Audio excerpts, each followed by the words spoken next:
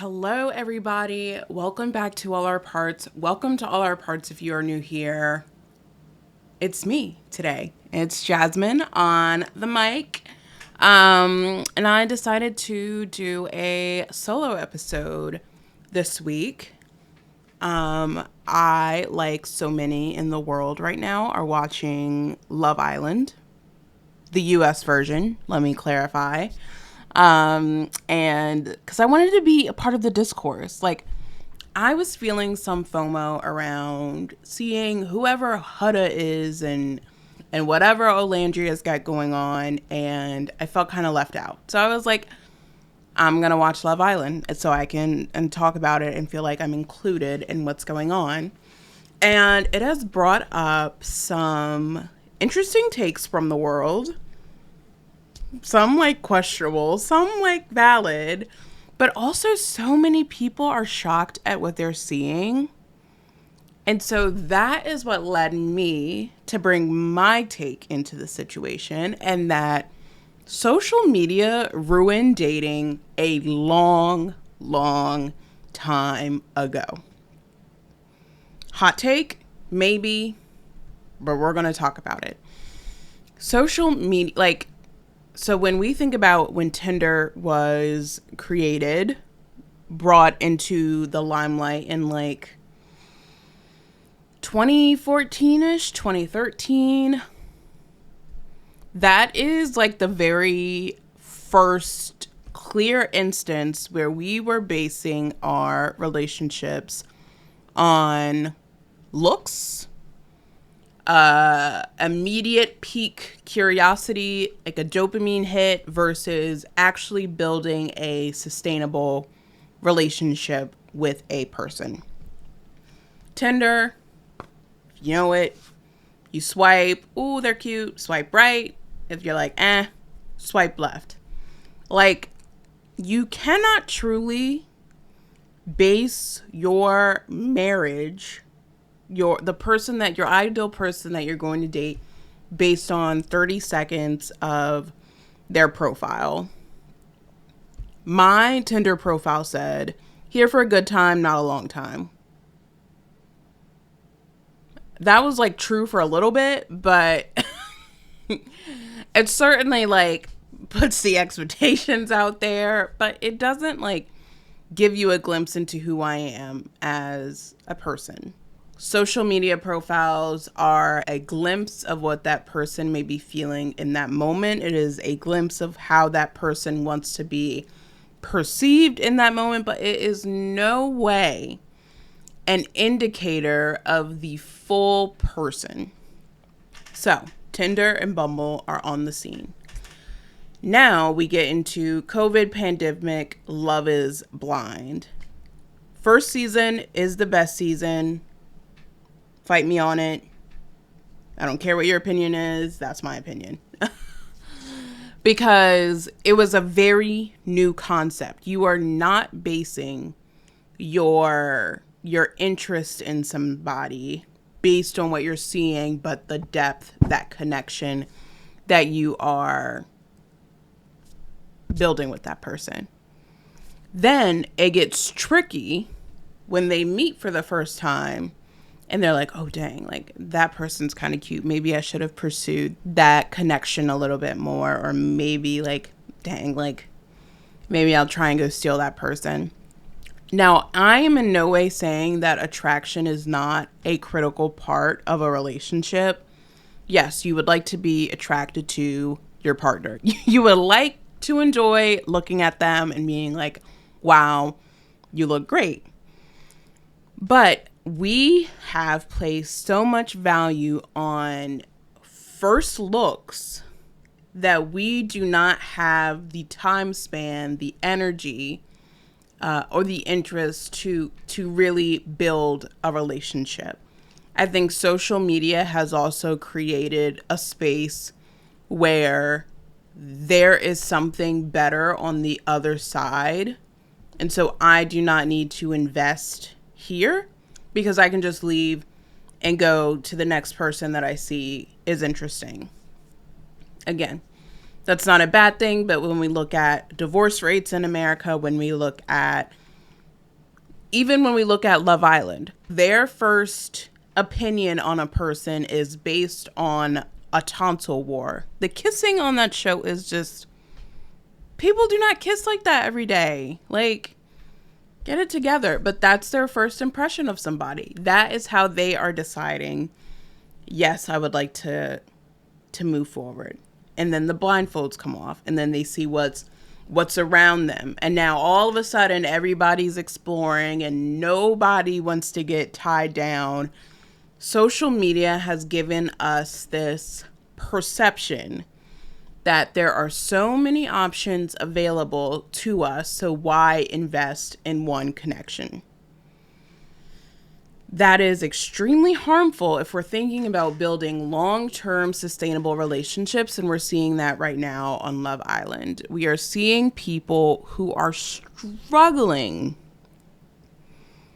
Even that early episode where all of the guys get up. They're like, would you like to explore your connection somewhere else? All of the guys get up.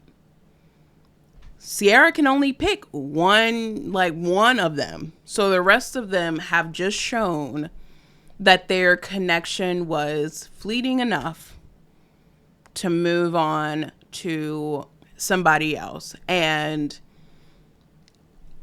I am trying to put myself in that situation and thinking about, like, how would I feel about it? And I would feel some type of way. Like, Bella had the right idea. It's like, you are so quick to stand up. You are so quick to not even commit to what we are building because you have now learned that there are other options out there. What does that mean for our relationships if we are constantly looking for the next thing that's going to make us feel good?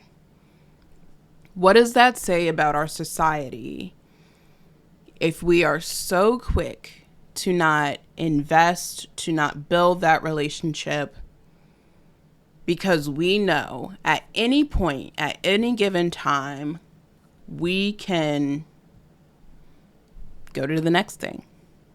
A lot of people in the comments or their discourses, like, COVID really ruined relationships. I think COVID ruined the attention span a lot of us have for relationships, but social media has ruined relationships a long time ago.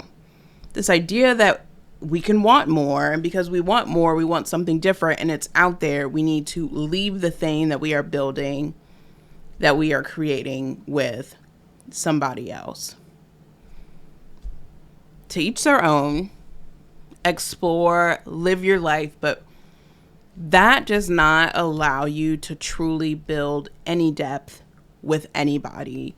If you are constantly looking at what someone else is doing, what another relationship might be able to offer you, what another person might be able to offer you, it is going to be very hard to be present in the relationship that you are in. Is that COVID? Sure. Social media? Yeah. We see highlight reels of so many people.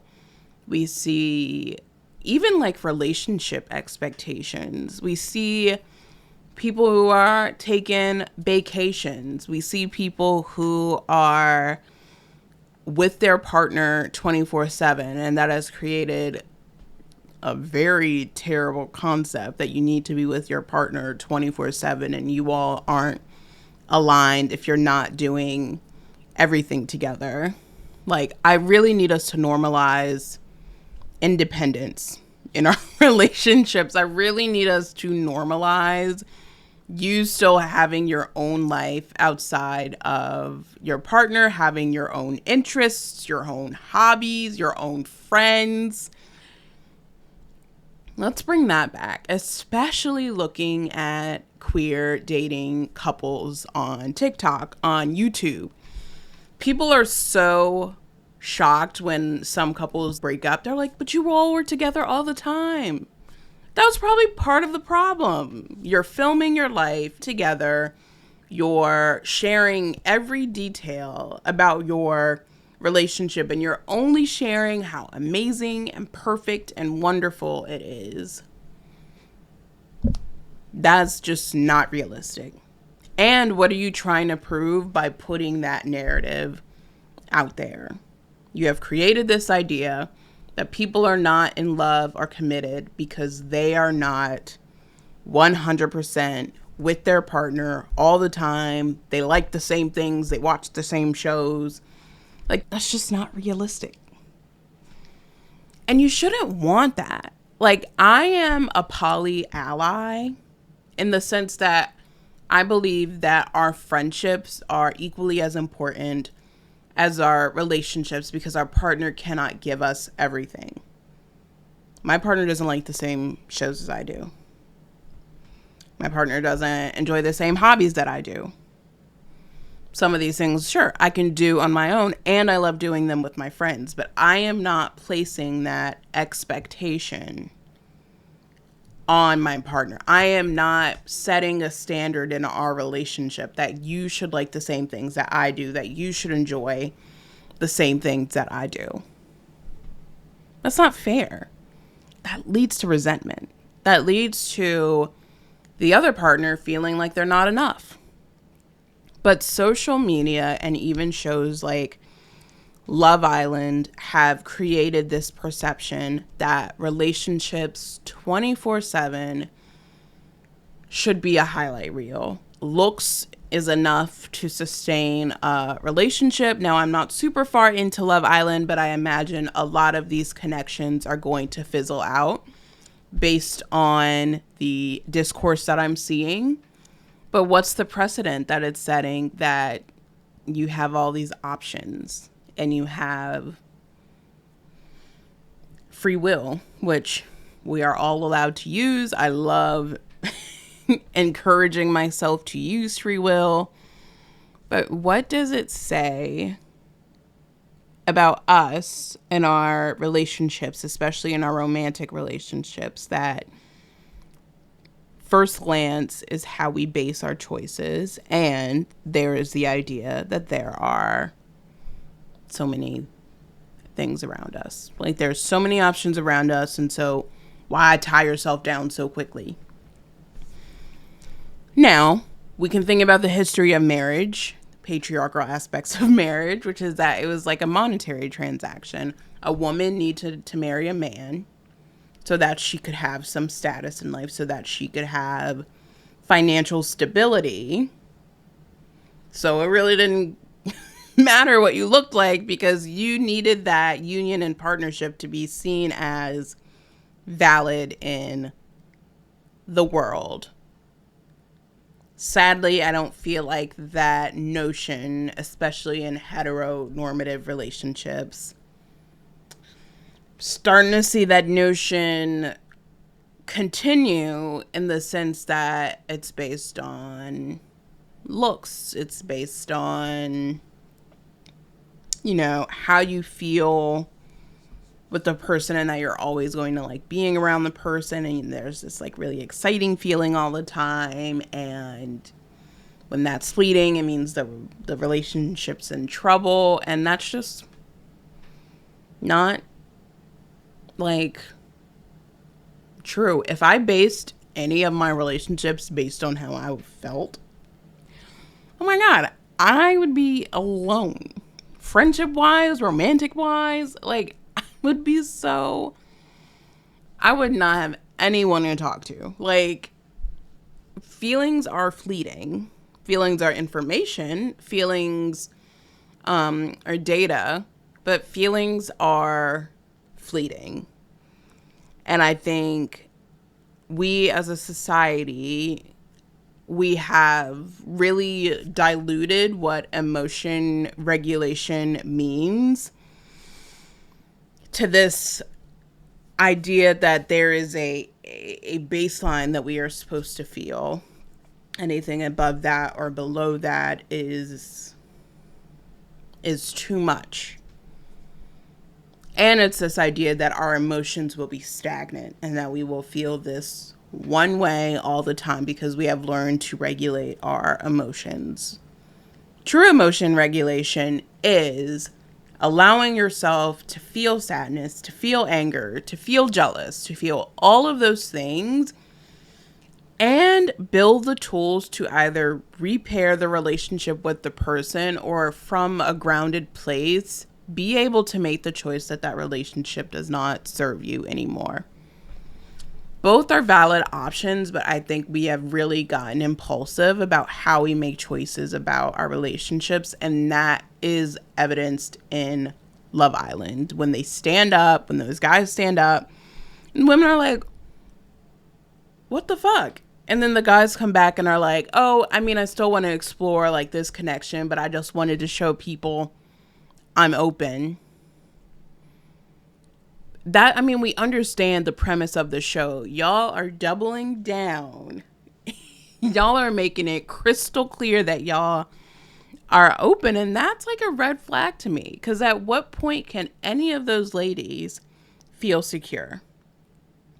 At what point can any of those ladies look at the guy that they are building a connection with and say, regardless of what's out there, they are going to choose me? Now, clearly, Austin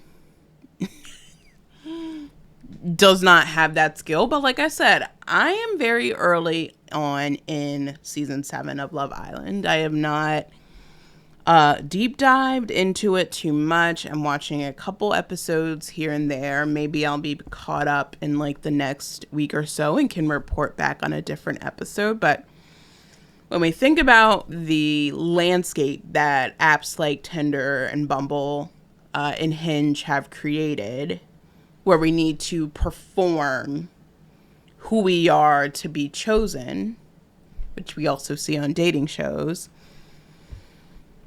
it's done us a huge disservice. It's set up a really tricky and challenging narrative of what dating and relationships should look like.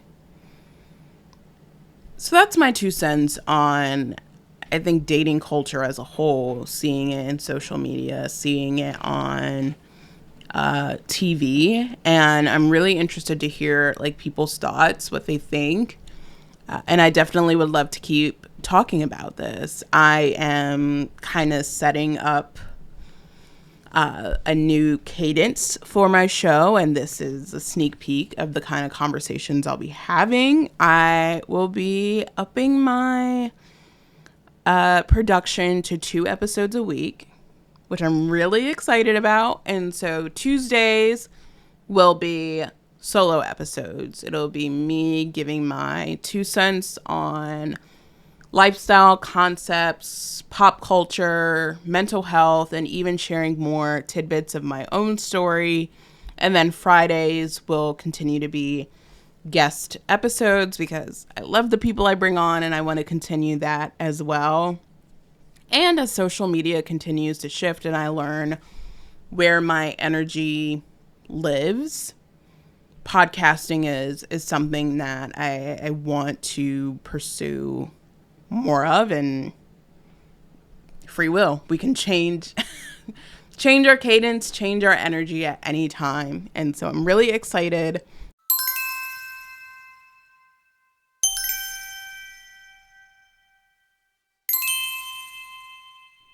Thank you all so much for tuning into this episode. Make sure you tap the bell to stay in the loop with new episodes dropping every Friday. If this episode spoke to you, I'd be so grateful if you left a review. It helps others find the show and reminds me why I keep showing up. And if you want to keep the conversation going, come hang with me on socials at Healing with Jazzmyn. We're healing out loud together.